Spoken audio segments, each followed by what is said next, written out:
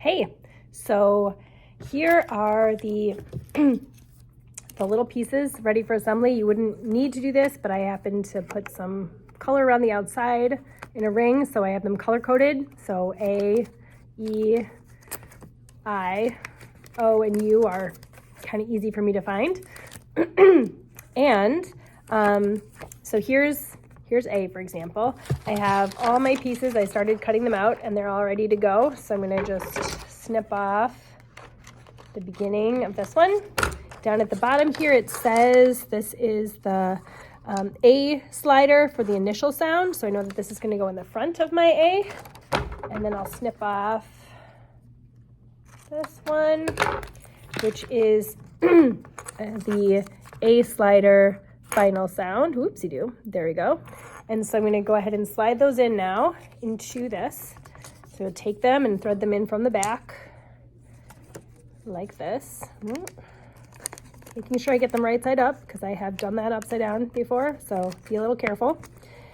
And I'm slide it in here. Struggling, it's going through though. And then where you have your dots, that's where you're gonna make your fold. So I'm folding this, just double checking that it's right side up. It sure is, right? And then I'm gonna fold it again, the other fold point with the dots. There you go. Once I've got that, it says there's an overlap so that these two can stick together. Here's what I'm gonna do. So I'm gonna take clear packing tape. You could use any kind of tape, honestly, but I'm preferring the clear packing tape. Here's what I have been doing. Take a little piece of this clear packing tape and stick it right up underneath the top of this and then press it down. Boop, as flat as I can, and then it kind of lifts back off again, but that's not a big deal. And then I'm going to do the same thing for the bottom. Another piece of clear packing tape. This time that was the top. This time I'm putting it way down at the bottom.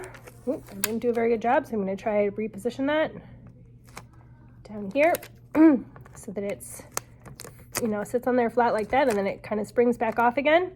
Then I'm going to line these up together like this and take a popsicle stick, one of the thick style popsicle sticks. I'm going to put that, position that kind of like relatively evenly in the middle. It's a little tricky, a little dicey. And then you can see it's not perfectly lined up down there, but it's not going to make that much of a difference. And then I'm going to wrap this around and wrap this around so that it's stuck on the popsicle stick. And then I have the bottom part to do, so I'm going to line that up nicely, or as nicely as I can. And then I'm going to bring this piece across. This piece I might have made a little bit on the large side. So I can either do this and then like wrap it around underneath in between, or I could cut that off, but I'm gonna just wrap it to make it simpler for myself. So now that's all taped on. And now this is rigid and it can move up and down like this. Same deal for the other side. You'll just thread that through. Hopefully this one will go a little bit more quickly than the other one did. And do the folds and end up putting on a popsicle stick as well. And then you'll have your beginning, middle, and end, which they can then sound out and then put together. Then there's also a worksheet. And worksheet looks like this when it's blank.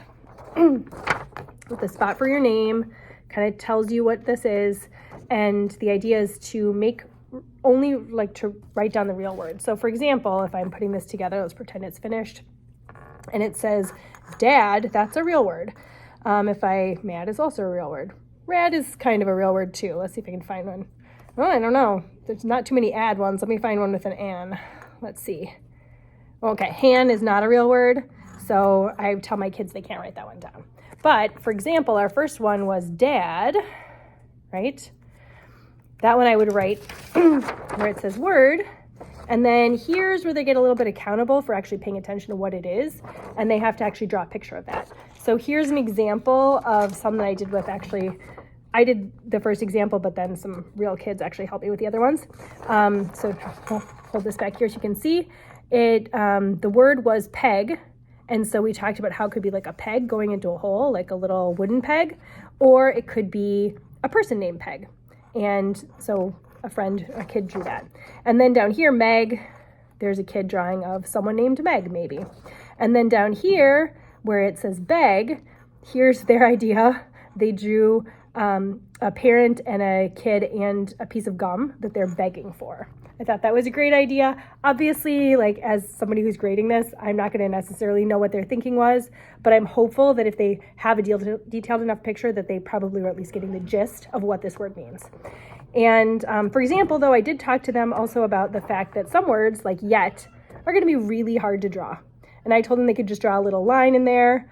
When we did that, though, the kids were not satisfied, though. They were like, yet, like maybe it isn't happening yet. Maybe we could draw an arrow like into the future for it happening later.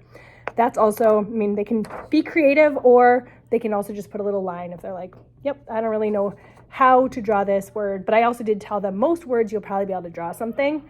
But every once in a while, you might come up with a word that's hard to draw something, and then you can just draw a little line. So hopefully that's helpful, and you can assemble these and get your kids working on them if that's something you think you'd like to do.